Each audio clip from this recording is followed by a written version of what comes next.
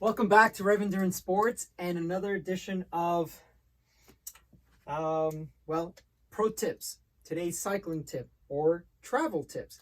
So today I'm traveling back to Pittsburgh and we're renting bikes and I want to take my saddle. So the pro tip of today is please take your saddle wherever you go.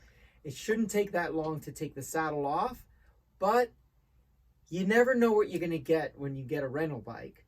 And at least one thing has to be right, and that is your saddle. I'm also bringing my helmet because I have a very small head, and when I was in the Marine Corps, I had to special order all my covers because they just weren't at the PX Post Exchange at the store or the uniform shop. I always had to order my covers.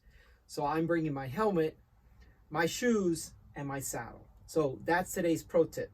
Now, we're going to go through the quick mechanics of it. And when I measure my saddle height, I measure it completely different to anyone else. And I want you to just kind of follow along with me with my logic. I'm going to rent a bike.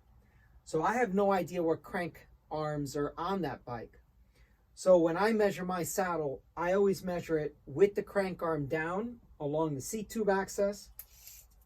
And I actually measure it from the tip of the crank arm. So a lot of people measure it from the center of the pedal spindle, or the most common thing is people measure it from the center of the bottom bracket. Again, the center of the bottom bracket does not include the crank arm length. And if you're going to include the crank arm length, then a very definitive point is right at the end of the crankset or crank arm, and you can put the little tab on there. So trying to measure it at the center of the hole, that's not precise either. So that's what I do. And so just before you remove your saddle, even though you probably already know all your measurements, I would check it again. So I usually know that that's about 95 centimeters with the crank arm down to the top of the saddle. Then I measure from the nose of the saddle to the bottom bracket center, and that's my setback. And then I measure from the tip of the saddle to the steer tube, tip of the saddle to the center of the bar clamp, and then tip of the saddle to the tip of the brake hood.